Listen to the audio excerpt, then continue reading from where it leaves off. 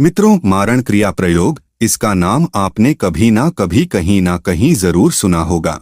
जैसा कि इसके नाम से ही ज्ञात होता है कि इसका अर्थ है किसी को जान से मारने के उद्देश्य से की गई क्रिया। परंतु इस क्रिया को करना इतना आसान नहीं है। इस क्रिया को करने के लिए व्यक्ति के पास सिद्धि होना अति आवश्यक है। बिना सिद्धि के इस क्रिया को कोई भी व्यक्ति नहीं कर सकता।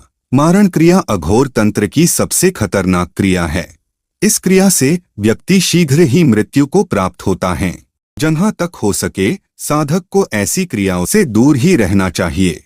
ऐसी तंत्र मंत्र की क्रियाएं स्वयं के लिए भी कभी कभी अत्यंत घातक साबित होती है। चूंकि मारण क्रिया सबसे खतरनाक क्रियाओं में से एक है, इसलिए इसे बिना किसी गुरु की जानकारी के नहीं करना चाहिए, वरना फायदे की जगह नुकसान ही हाथ लगेगा।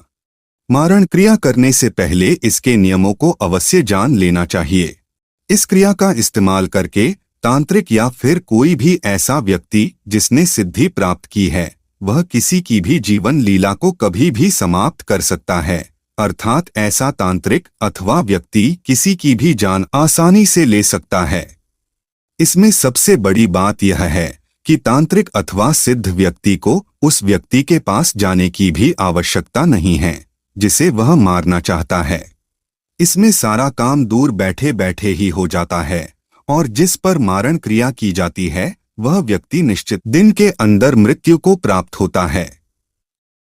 यानी मारण क्रिया के समय निश्चित किए दिन पर ही उस व्यक्ति की मृत्यु हो जाती है। ग्रामीण इलाकों में इसे मियादी के नाम से जाना जाता है।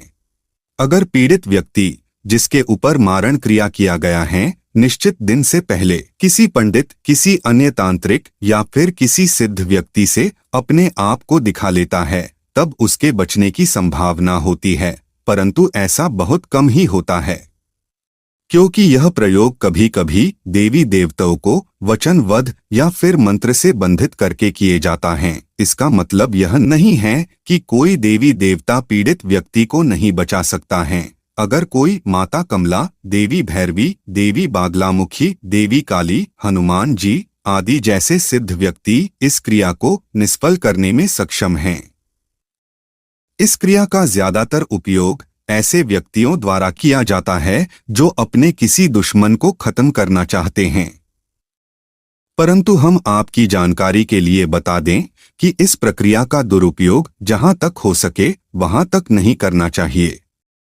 मित्रों, अब तो यह आप जान ही गए होंगे कि मारण क्रिया क्या है और मारण क्रिया का इस्तेमाल किस लिए किया जाता है। चलिए अब आपको हम इस बात की जानकारी देते हैं कि आखिर मारण क्रिया कैसे की जाती है।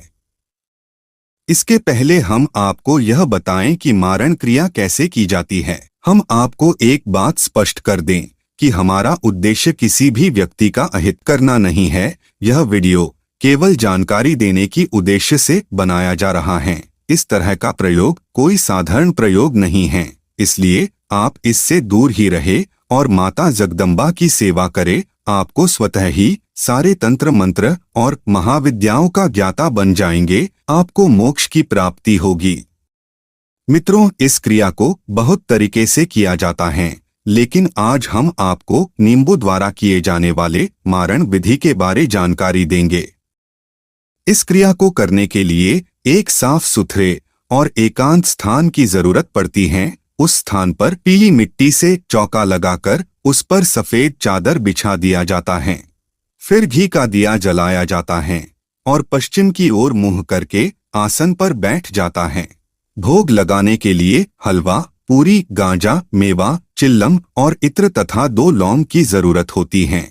इसके बाद गुप्त मारण मंत्र की 21 माला 40 दिन तक लगातार जाप करना पड़ता है। एक माला में 108 जाप होता है। लगातार 40 दिन इस मंत्र का जाप करने से यह मंत्र सिद्ध हो जाता है।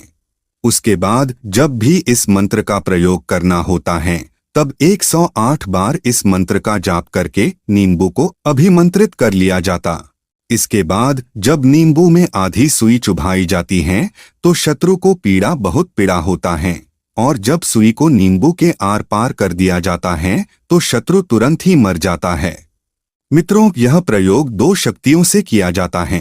पहला यह कि कोई भी जब वह मंत्र को सिद्ध करता है यानी मंत्र उच्चारण करता है तो उस साधक के आसपास मंत्र से संबंधित ऊर्जा वहां पर एकत्रित हो जाते हैं। वह ऊर्जा साधक के इच्छा को पूर्ति करने के लिए तत्पर रहती हैं। यह ऊर्जा सकारात्मक या फिर नकारात्मक दोनों तरह के हो सकते हैं।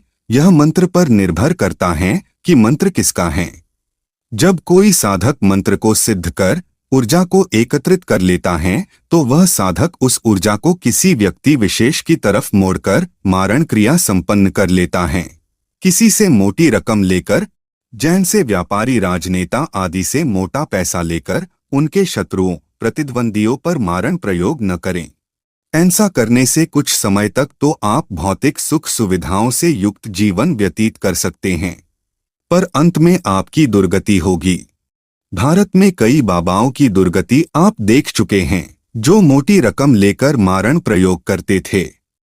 दुष्ट तांत्रिकों का कृत्या भक्षण कर लेती है।